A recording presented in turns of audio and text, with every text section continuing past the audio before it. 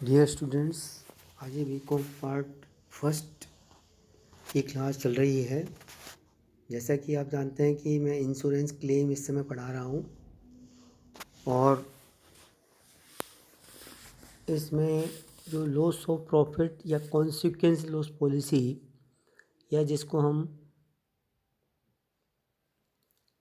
परिणामी हानि दावे कहते हैं, इस चैप्टर में मैंने सारी स्टेप्स आपको बता देती हैं। एक स्टेप और बाकी है जिसमें ये कहते हैं कि यदि मान लीजिए कोई व्यवसायी जिसके व्यवसाय के परिसर में आग लगी है ना, वो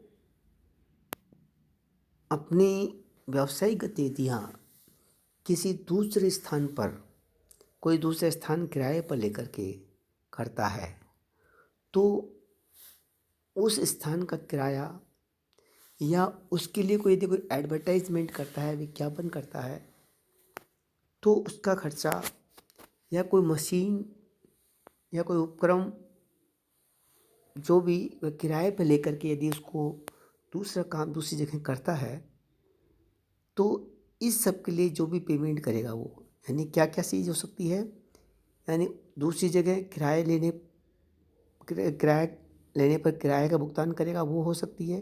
कोई मशीन यदि किराए पर लेता है तो मशीन का किराया हो सकता है, या कोई एडवर्टाइजमेंट से रिलेटेड खर्चा हो सकता है। इस तरह के खर्चे यदि कोई हैं तो इंश्योरेंस कंपनी उसके लिए भी क्लेम देती है और उसको कहते हैं बढ़े हुए कार्यशील व्ययों के लिए दावा, यानी claim for additional working expenses. तो 3 तरह के एडिशनल वर्किंग एक्सपेंसेस मैंने बता दिए जिसके संबंध में ये दावा और प्रस्तुत कर सकता है एसएससी जिसने लॉस ऑफ प्रॉफिट पॉलिसी ले रखी है।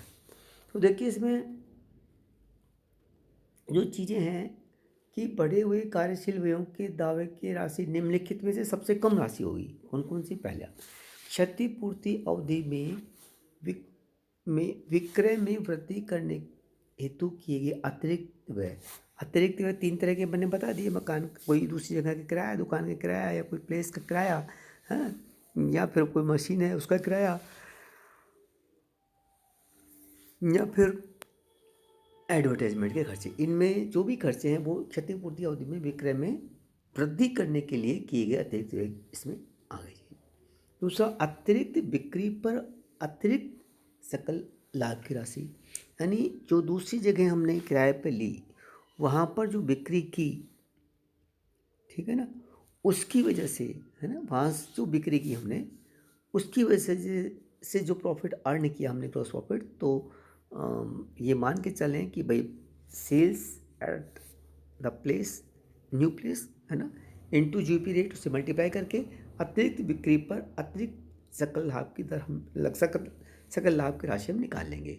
और यदि सभी स्थिर व्यय बीमित नहीं हैं, यदि सभी स्थिर व्यय बीमित नहीं हैं यानी इंश्योर्ड नहीं है, तो एडिशनल वर्किंग एक्सपेंसेस को हम उस रेशियो में कम कर देंगे। Additional working expenses into amount policy to be taken upon policy to be taken plus uninsured standing charges, इसको कह देंगे कि इस रेशियो में इसको हम किसको, जो तीसरी राशि है, यानी इसको हम यदि सभी स्थिर व्यय बीमित नहीं है तो दावे की राशि को इस रेशियो में, यानी जो एडिशनल वर्किंग एक्सपेंसेस को इस रेशियो में हम कम कर देंगे। अब एक बात और ध्यान रखने वाली बात है कि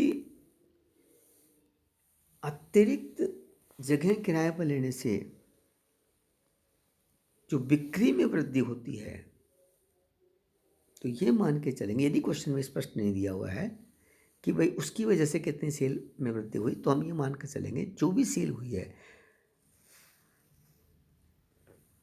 वो अतिरिक्त जगह किराए पर लेने की वजह से ही हुई है, उसको एडिशनल सेल्स ही कहेंगे। यदि अलग अलग दे रखी है तो केवल हम इस क्लेम की राशि की गणना के लिए हम केवल उसी राशि को लेंगे जो कि दूसरी जगह किराए पर लेने की वजह से हमारी सेल बढ़ी है। और यदि क्वेश्चन में कुछ अलग से नहीं दे रखी है तो जो भी सेल होगी हम ये मान, कौन सी सेल, इंडेमनिटी पीरियड की सेल, है ना, इंडेमनिटी पीरियड की जो भी सेल होगी, क्षतिपूर्ति अवधि की जो भी सेल होगी, उसको यही मानेंगे कि अतिरिक्त व्यय करने से ही वो सेल हुई है। ये ध्यान रखने वाली बात है। अच्छा, एक और चीज़ ये है कि कभी कभी अपन को इंश्योरेबल अमाउंट निकालने में दिक्कत आती है, ठीक है ना। ये जो ये वाला फॉर्मूला है थोड़ा सा कई बार यूज़ नहीं होता, तो हम एडिशनल इसकी जगह अपन ये वाला फॉर्मूला भी यूज़ कर लेंगे। Additional cost of working into net profit plus insured standing charges upon net profit plus all standing charge. तो ज़्यादातर क्वेश्चंस में इसी फॉर्मूले को यूज़ किया हुआ है ना। तो ये थोड़ा सा ध्यान रखेंगे। यदि ये ध्यान रख ये क्वेश्चन में ये दे रखा होगा तो ये इन्फॉर्मेशन दे रखी होगी तो अपन ये ऊपर वाला फॉर्मूला यूज़ करेंगे, है ना। और यदि इन्फॉर्मेशन प्रॉपर नहीं दे रखी है तो हम ये फॉर्मूला यूज़ करेंगे। अच्छा, एक चीज़ और ध्यान रखने वाली बात है कि यदि इस इंडेमनिटी पीरियड में हमने स्थिर व्ययों को कम कर दिया है, जैसे मान लीजिए अपने पास 4 सेल्समैन से, हम कहते हैं भाई अब सेल्स हो ही नहीं रही, 4 सेल्समैन को क्या करेंगे रख करके, उसमें से हम 2 सेल्समैनों को हटा दिया, ठीक है ना। तो उससे जो बचत होगी उसको कहेंगे बीमित स्थिर व्ययों में बचत। तो कार्यशील जो व्यय है, अतिरिक्त व्यय है, उसमें से इस राशि को हम लेस कर देंगे, यानी जो स्थिर व्ययों में बचत की है वो। अब देखिए, जब अमाउंट ऑफ क्लेम निकालेंगे तो वही पॉलिसी वैल्यू जितने की पॉलिसी है divide by policy to be taken, वो जो अपन 5th स्टेप से निकालते हैं, यानी डेट ऑफ हायर से जस्ट पहले के 12 महीने की सेल्स प्लस या माइनस इंक्रीजिंग डिक्रीजिंग ट्रेंड, जो भी उसको प्लस माइनस कर देंगे और उसको जी पीरियड से मल्टीप्लाई कर देंगे तो वो आ जाती है amount of policy to be taken. और पॉलिसी का क्वेश्चन दे रखा हो और टोटल लॉस से उसको मल्टीप्लाई कर देंगे और इस तरह से अपने दावे की राशि की गणना हो जाएगी। एक चीज़ और बताने की बात है यहाँ पर कि कभी कभी क्या होता है कि जो सेविंग है ना, सेविंग इन फिक्स्ड एक्सपेंसेस, वो एडिशनल वर्किंग कॉस्ट के लिए जो क्लेम की कैलकुलेशन करते हैं उससे भी ज़्यादा होती है।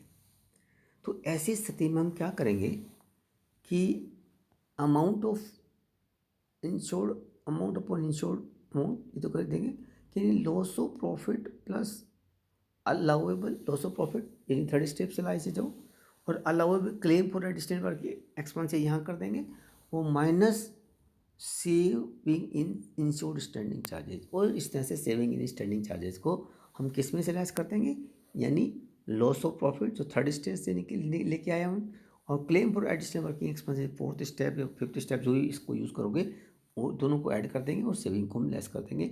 और इस प्रकार फिर हम इसको क्लेम की राशि की गणना कर लेंगे। इस तरह से मैंने लगभग थ्योरेटिकल तो सारा बता दिया है आप लोगों को। अब एक दो प्रैक्टिकल क्वेश्चन करेंगे और मोस्ट प्रोबेबली मंडे से कॉलेज खुल रही हैं तो आप लोग कॉलेज में आइएगा और हम तुमको प्रैक्टिकल क्वेश्चन कराएंगे। Thank you very much.